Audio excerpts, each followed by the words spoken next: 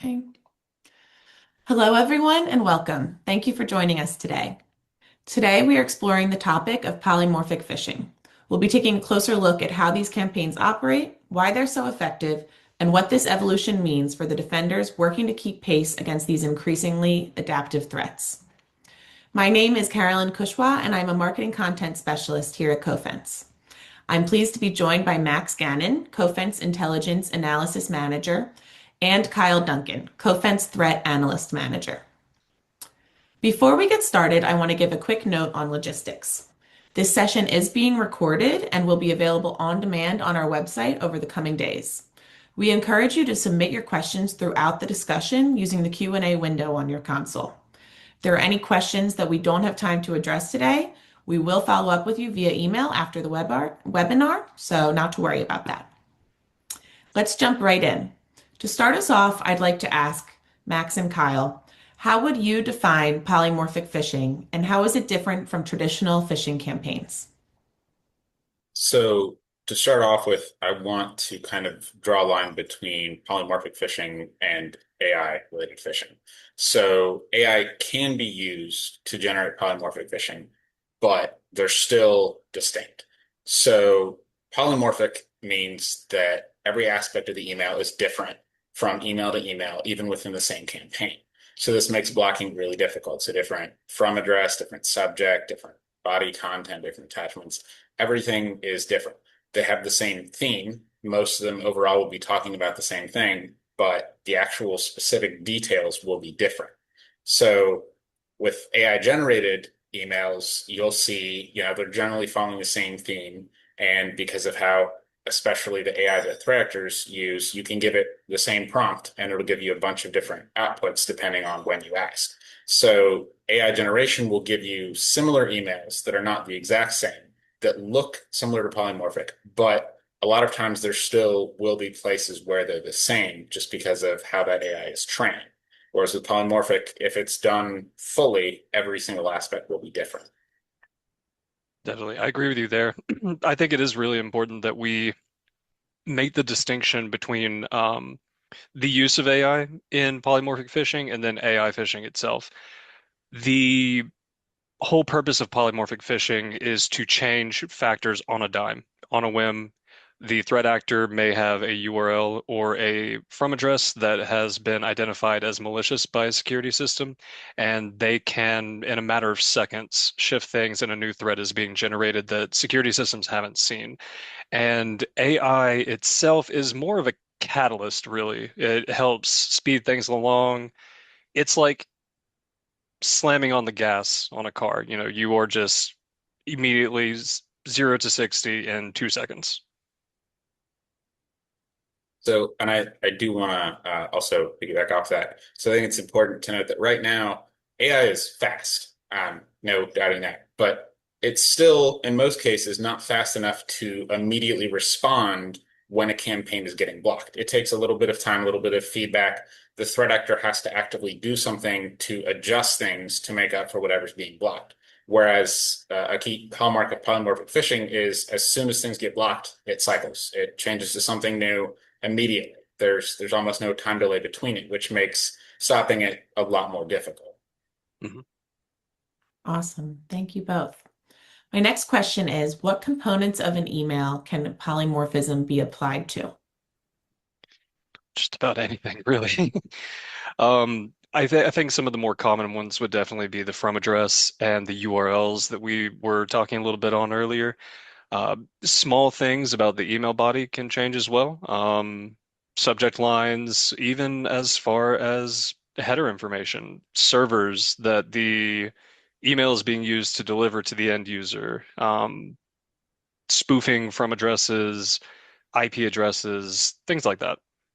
So it's really important to note also that with polymorphic phishing, it's not just about the specific email contents changing, but with more advanced stuff, it's about the infrastructure itself changing. So you'll see the same, server send maybe like 3, 4 emails before they cycle to a new one. So in the past, with how polymorphic was, They just didn't have the resources to do it that small. They'd have to use one server for a pretty big batch of emails. But that's increased now, so they can just cycle very, very quickly. So you can't even use information in the header like the server or the IP address or any of that stuff. It's all different from email to email. Great. Thank you both. From an attacker's perspective, what's the advantage of constantly changing these messages and the infrastructure and payloads? So this really comes down to, I guess you would call them traditional email defenses and AI-based ones. So traditional email defenses depend a lot on static signatures. For example, YAR rules, where you say, if this word is here, if this subject is here, if it looks like this, then block it. So they depend on these static signatures that depend on emails being consistent in a campaign. So with polymorphic attacks, everything is different. So you can't apply static signatures. I mean, you can try and you'll maybe get 3 emails, but you're going to miss the other, 97 emails in the campaign. Mhm. So static signatures don't really work. So you can apply AI and that has better results, but still not great results because a lot of these polymorphic campaigns intentionally use very commonplace themes that you would expect to see that look legitimate. So it'll say, here's your invoice or something generic that you can expect to see in normal email traffic. They're not going to do as many, this is the IRS because that sticks out. So they'll stick to common themes, which AI struggles a lot more with differentiating. Mm. Yeah, I would definitely say context is key in this conversation. When it boils down to URLs from addresses, all that sort of stuff changing, one of the biggest things that you can do is really paying attention to the context of the email. When it comes to polymorphic phishing, a lot of things do change, but they tend to stick to one particular script or another. And I think that that is kind of one of the shortcomings, of what a threat actor doesn't really, I don't want to say they don't consider it, but it definitely is something that they have to sacrifice in exchange for this increase in productivity for their threats. Great. So in uh, going off of that, so I did mention that polymorphic is a challenge, for standard security defenses, and it's also difficult for AI. But this is one of the places where I really want to point out that trained employees really shine because AI has more trouble differentiating these, but trained employees can say, hey, IT sent us an email saying, look out for things with this theme. This is suspicious because it has this theme. This is what it's looking for. They don't look at all of their coworkers' emails and say, hey, does this look similar to my coworker's email? They don't do that kind of comparison. They look at what they're used to in their own inbox. So they're better at making that determination. Yeah, that's actually a great segue to my next question, Max, which is, are there any specific indicators or patterns that organizations can still rely on, or is everything becoming too dynamic when it comes to catching these types of emails? Yeah, unfortunately, there's no real easy way to combat these. So, like I said, out of the 3 main pillars, trained employees are really your best bet because if you've got appropriate training and you've got a SOC or an IT team that can send out, a newsletter saying, "Hey, look out for voicemail themed emails," then they can look out for those. And if you do it properly then your trained employees will report the emails, and then those emails with similar content can be flagged so they can be reviewed. So even the people who aren't particularly good at spotting themes can still have some defense by the people spotting. Yeah, and that's not to say that traditional security systems that are looking for more static factors of an email are going to fail and this is doomsday and everybody worry about it. That is still very useful to have. It's just we are coming to an age where that alone is not going to work out as well as it used to. So we need things like these trainings that we do with phishing simulations, making sure that your end users are aware of what the kind of threats that we're seeing in this world are. And, yes, putting IP addresses, blocking IP addresses, senders, URLs, that's all very good. But at the end of the day, if something gets through and somebody clicks on it, what was it all worth? Yeah, so I do want to you made a good point that relying on trained employees is great, but it's definitely you don't want to rely only on trained employees Right. because no matter how well trained they are going to miss things. So it needs to be a multi-layered approach. Mhm. Unfortunately, that's more expensive than relying on one of the three main things, but you got to do what you got to do. Totally.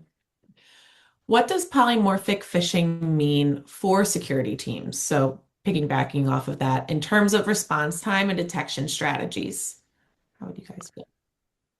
Uh, I would say my opinion is that it will result in an increased workload, with polymorphic phishing and especially with the use of AI in pushing those out. The volume of threads is going to increase, and with factors changing, it's going to be a little difficult to keep up with because, as quickly as one thread's blocked, another is on its way through your door. So I think one of the biggest key factors is making sure that your security teams are well equipped enough to handle this increased volume and still managing to detect these as early as possible. I don't have too much to add on that one, but I think as AI improves speed and quality, it will help if you're using your own trained AI and you're not using just out of box. Because if you're using your own stuff that you can train, then once your SOC team has fed it enough examples of these polymorphic campaigns, it'll get better at spotting other similar emails in the same campaign. Absolutely. And Max, you might have a little more perspective kind of going off of that with this next question, which is how should organizations rethink or adapt their email security strategy to better defend against polymorphic and evolving attacks? So I definitely covered a bit of this earlier, but I do want to emphasize, training is absolutely the best choice when it comes to polymorphic phishing. There are other solutions, but a lot of them just involve really increased workload for SOCs. Training is really the best way to prepare for this sort of thing. But it's not just training, it's also like an example I gave earlier, if somebody reports something and it gets to the SOC or it gets to whoever's in charge of it, and they see it and they go, okay, I've been trained in this myself, so I can look at this and say this is probably a polymorphic phishing campaign. So I can send out a newsletter to employees and say, hey, look out for things that have this theme that I've spotted. They'll probably talk about general trends. Like Kyle had a good example about, I think it was SendGrid, that if Mm. someone in IT had seen it, they could say, hey, look out for this specific theme. Kyle, can you cover that one? Yeah, so we were receiving a campaign of emails. They were pretending to be the very well-known company, SendGrid, and there was a particular lore in that email that was appealing to a particularly controversial topic that people have very strong opinions on. And of course, one of the biggest lures in credential phishing is playing on emotions and greed on top of that. But in this email, the firm address, completely different every time. The phishing URL that they were using to direct people to it was different every time. But kind of going back to the context conversation we were bringing up earlier, they all had that similar lure to it. This thing happened. We are standing in solidarity with them. If you do not like this change, please click this URL to opt out of it. Playing on emotions, getting people to click on it, but that lure stayed consistent. And I think, again, one of the most important factors to look out for. Yeah. So you're kind of reading my mind here, but since you're both managers in the intelligence and threat analysts, you're seeing these kinds of threats every day. And Kyle, you already just went into one of them, but I was thinking, could you share any recent real world examples of some of these polymorphic phishing campaigns? I know, Kyle, you just got into one of them, but do you have any other examples? So my favorite polymorphic campaign was the most polymorphic campaign I've seen. And it came through, and every from address was different. They only had like two or three emails that had the same IP address sending them. All of the rest of them were different. Subject line was different. And not just random, but it also incorporated the recipient's company name. So it would say, finance department for COFETS. and the subject. And then in the body, it would have the same general theme, but it would have your company logo. So just by having the logo, you can't defend against other people in other industries getting the same campaign because it changes up how the email looks. And then attached to each of these was a PDF. And the PDF had a unique hash every time, so there was no way to get a static signature on it. And then inside of the PDF, there was a QR code. And the QR code had the recipient's email address in it. So the QR code was unique every single time. And then the URL scan from the QR code was unique every single time. So every single aspect of this campaign was unique every time.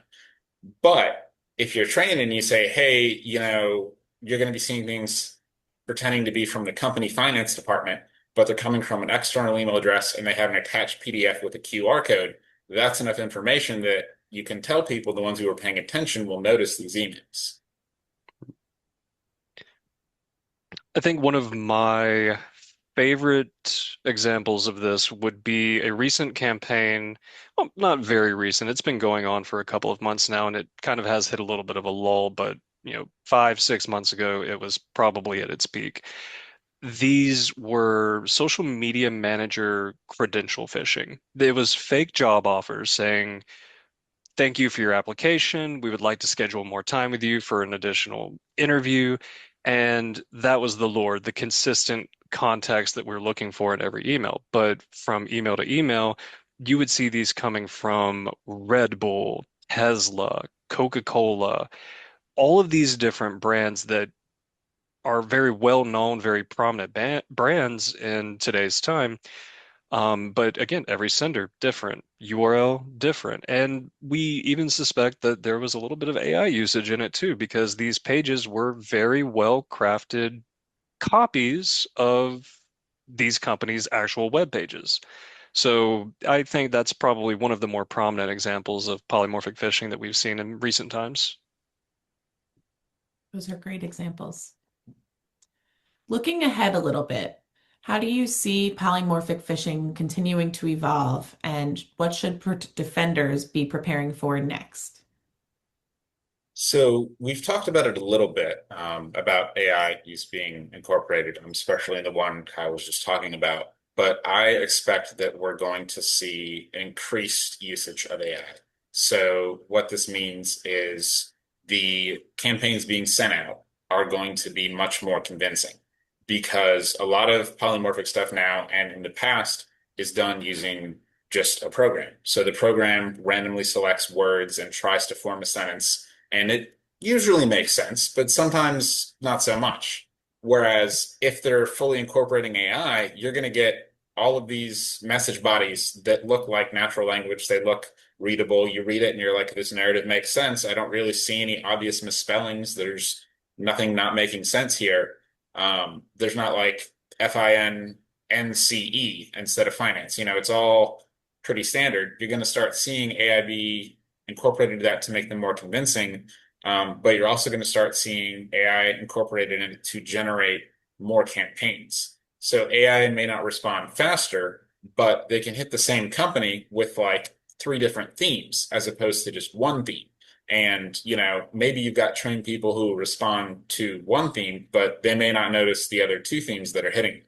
So by increasing that and using AI to really kick it off, we're going to see more volume and they're going to be a lot more convincing.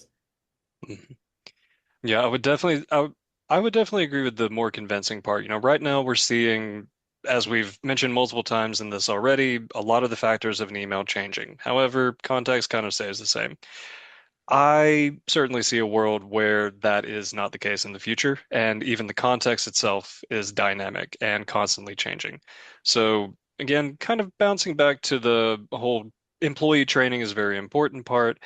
I think in general, being able to identify things with external third-party methods, such as, let's say you're getting an invoice from a particular company. You do business with this company, but you're not quite sure if this is legitimate. So you give the company representative a call and make sure that it is legitimate. I think methods like that are going to be very, very important in the future because the line will blur between what is robotic and what is human, what is phishing and what is legitimate.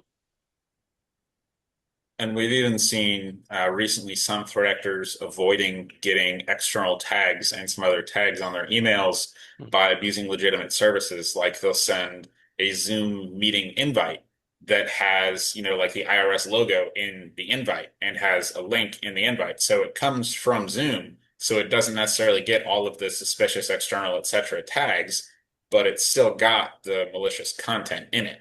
So they're going to continue to find ways around those tags. Wow.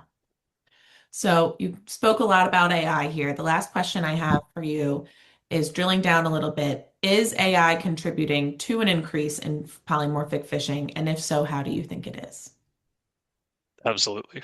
Um, Not only I believe we were actually having a conversation about this, Max, the other day. Not only is AI kind of similar to what I said earlier, like hitting the gas in a car, we're going fast with it. It also lowers the barrier to entry for threat actors, and I'm sure a lot of people have heard the term script kiddies when it comes to malware, essentially copying somebody's work and using it for malicious purposes. Um, People can just come in with no knowledge of how to create a phishing email, how to properly distribute it. AI can help them with that. AI can make things a lot easier. So that's one of the things that I did mention. You make a good point that AI is also going to be incorporated into the landing pages and the credential phishing pages, because in the past, it was kind of difficult to set up convincing phishing pages, at least ones that incorporated the company logo and everything. But now it's pretty easy, using free AI to generate a credential phishing page that automatically pulls your company logo when you click a link. So it looks like your company sign-in page, or it looks like, Facebook or wherever, and it just automatically generates these pages on the fly. It's so much easier to do them now. And they're a lot more convincing too. Definitely. Awesome. Thank you guys so much for these insights. I now want to take us over to the Q&A. So let's go ahead and kick things off, and a reminder to put any questions that you have in the Q&A panel. And thank you.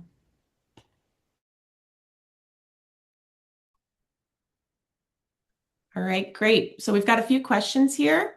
I'm going to get started with this question, which is, how do you distinguish between a true polymorphic attack and multiple unique attackers? So I think this one is mostly based on experience. There's indicators like we've talked about, like looking at the general theme, that sort of thing. But a lot of it's based on experience. Once the campaign has finished, then we can go and look at the infrastructure and try and do some backtracking and say, okay, we can look at this historically and we can say now we have evidence that it's all part of the same campaign. But while it's ongoing, a lot of it is just experience based, which unfortunately is kind of hard to train even AI models on. Yeah, it's going to take a little bit of time for us to distinguish those trends, the patterns within um, that really make that campaign up. And then that person had a follow-up question, which asked, how do you deal with training fatigue with polymorphic phishing? So we do provide SIMs based on polymorphic phishing, but what we do is we provide a single email from the whole campaign. So we pick one that we feel like has the best general theme, best subject, etc., as a stand-in for all of the variants within the campaign. So we're not going to be hitting one person with, polymorphic, three different polymorphic emails from the same campaign, because yeah, that would absolutely lead to fatigue, but Mhm. instead we choose, ones that are stand-in for the overall campaign. And then the specific timing of when you want to send your sims is really up to you. Yeah, and I think, maintaining a tasteful distance of time between your simulations is also very important. I don't believe that anyone would really appreciate walking in every Monday morning and having simulations flooding their inbox. But once a month, just having a well-established schedule. It doesn't have to be every single day because then people would start to expect that, but you can vary it a little bit. Absolutely. Similar question on training. We have one that says, is Cofense planning to add a feature for polymorphic simulations? So right now, as for some of y'all are aware, the sims that we have are based on emails that AC and intelligence have processed that we've identified, we've gotten everything from them. And then when we find particularly good ones, we provide them to the sim team. And what they do is, based on our advice, they do certain things with them. So like if we're giving them a polymorphic one, then we'll say that, but they'll keep the same general theme. Great. And in addition to that, I have another question here that says, how do we best train our staff to recognize polymorphic simulations? You mentioned training is the best way to combat this. So I'm sure there are people with different opinions on this. Kyle might even have a different opinion, but I think training staff to recognize that something is polymorphic isn't actually that important because if you train them to recognize anything as being malicious, whether it's polymorphic or super tailored using AI or it's a really generic one, if they're able to recognize it's malicious and report it, and your SOC or whoever you've got in charge of that sort of thing is able to respond based on that, then the specific details of whether it's polymorphic, AI based, general, that kind of thing aren't really as important.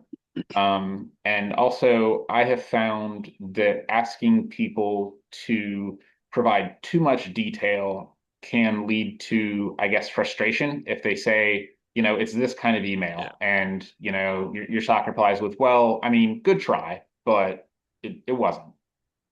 Yeah, I feel like one of the most important things to me when it comes to training, despite the threat landscape at the time, polymorphic phishing, very, very important, very scary prospect for the future.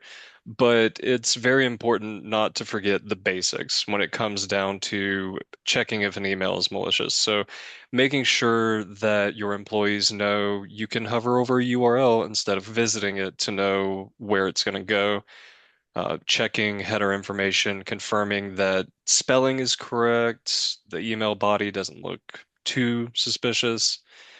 Maintaining those basics is going to be what carries a good culture when it comes to analyzing these threats or catching these threats. Great. Thank you both. Another question. Is BEC, business email compromise, phishing becoming polymorphic, or has it always been that way? I would argue it has always been polymorphic in a way. At least one could make that argument that it has had some polymorphic characteristics to it since the beginning. From addresses and the person being imitated tend to change in BECs from time to time, but the overall plot or lure of the BEC tends to stay pretty consistent.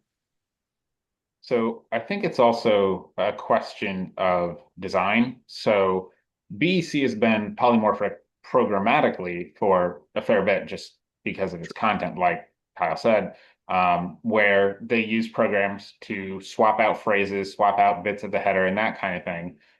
So it's not great polymorphism. And if you get their dictionary, you can block based on the set phrases, but it was good enough for a while.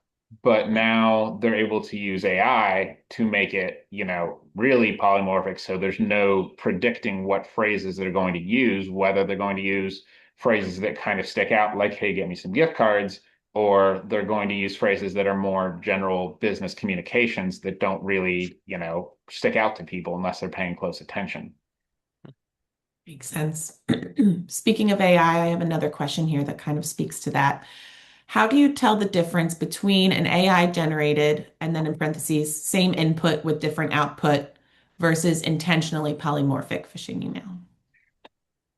So this one is particularly difficult, but I think going forward, it's, I guess, not going to matter quite as much because threat actors who don't use AI to generate their emails are simply going to have less return on investment than threat actors who do. Their campaigns are going to perform more poorly. They're going to generate less revenue. Over time, they're going to be able to afford poor and poor quality tools. and they're eventually going to lose out to the people who use AI, use the, cheap free versions, whatever, to generate their campaigns, to generate their phishing pages, generating all these steps of it with minimal input and minimal knowledge on the subject. So I think it's over time going to become less important. But I will say right now, as they're really just starting to ramp up, I can definitely see it, mattering a bit more. Um, and I think it's in, like I was talking about earlier with programmatic versus AI, it's in like looking at multiple emails from the same campaign. Does it look like they had a place in the same sentence where they swapped out three words on each different version of it? Or is the entire sentence structure different using only like one word the same? Mhm. And I feel like with AI generated content, especially in text in the email body, you know, you I guess the best example of it would be, when if you're texting somebody, but you can get a feel for a little bit of how they feel just from the words that they do, the way they speak, even though it is strictly a text format. So AI generated text is more often than not going to have a certain degree of polish or structure to it, whereas conversations with an actual human being may not have that. AI may tend to over-explain things even. So just kind of looking out for that sort of verbiage within an email can give you a little bit of a indication, but there's no clear this is 100% AI text or generated. The way I've always felt is if you look at something and it looks like somebody just picked the autocorrect option after every single word, just whatever they think should go in there, just automatically picking it, then chances are it's not a human. But if there's a little bit of variance there, then a little bit more likely it's a human. Definitely. Yeah, that's actually a great rule of thumb, Max. I have another question here that has, how common are polymorphic email campaigns? Are you able to even Uh, speak to that or say? I mean, you can't really give specific numbers, but I can definitely say they're growing. Yeah. In the past, we would see, like last year, for example, leaving aside BEC, we would see, a couple campaigns where we're like, all right, this looks pretty generated and this looks pretty different in every one, but we wouldn't see them that often. And right now, they make up a pretty significant portion of what we see. And I fully expect that in the relatively near future, just about everything is going to be to some extent polymorphic because anybody who's not using it is, like I said earlier, they're going to lose market share, they're going to lose revenue, they're not going to be able to keep up. No, exactly. I agree with that. Great. And I know we talked a little bit about real world examples already, but there's a question here that says, what's the most clearly polymorphic campaign that you have seen? So there's several going on, but there's one in particular that I want to highlight that employees should hopefully be able to recognize is we're seeing campaigns impersonating the IRS. Um, every part of the email except the IRS logo is the same. It's, or sorry, every other way around, and every single bit of it is different except for the logo. So you look at it and you're like, okay, it's hard to block these. There's no real consistent characteristics other than the IRS logo. But the thing is, the IRS is not going to be sending you an email. That's that's not their thing. They're certainly not going to be sending you an email asking you to update your account information.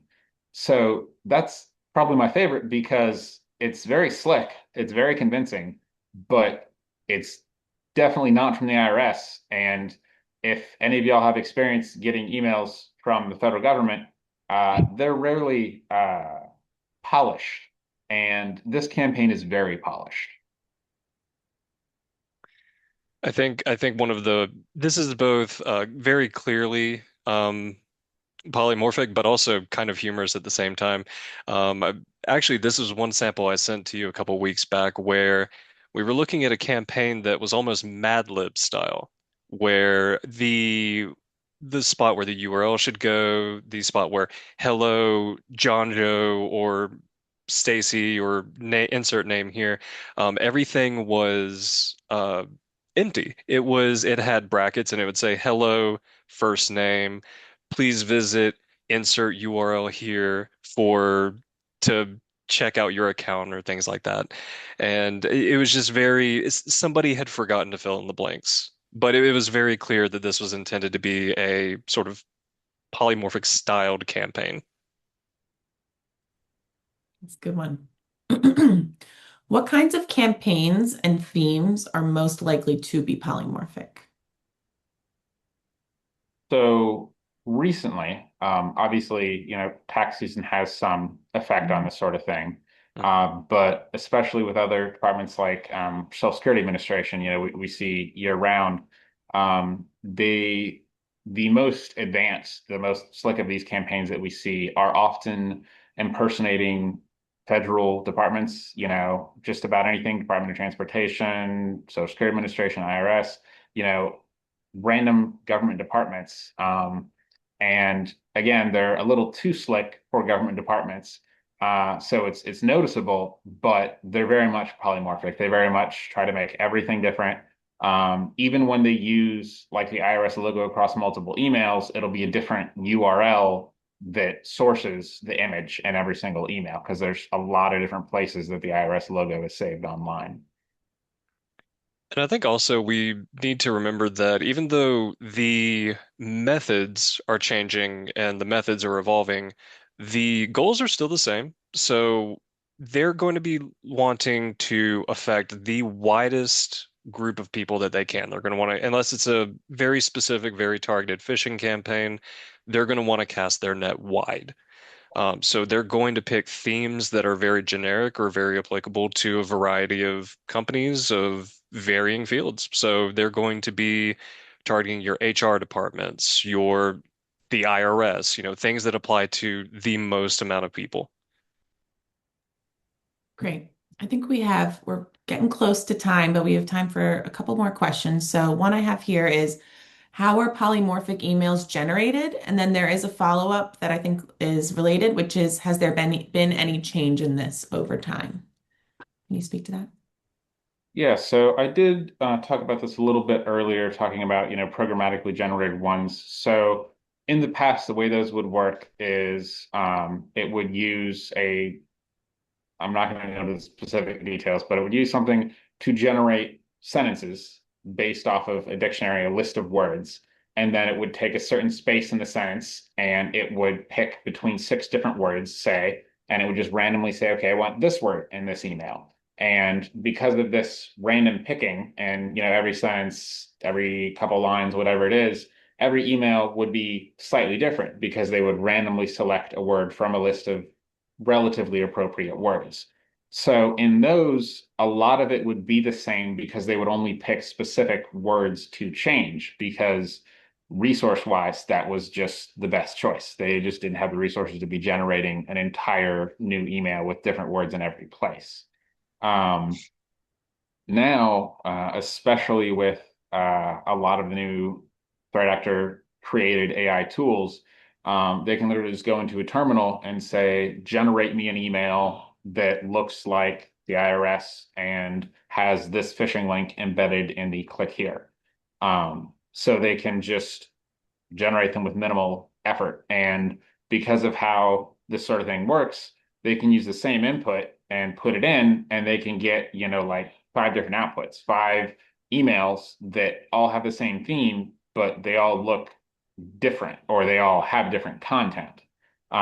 So it's really simplified the process, but the basic bit of saying, swap out this part and this part and this part and only have this part the same is really still there.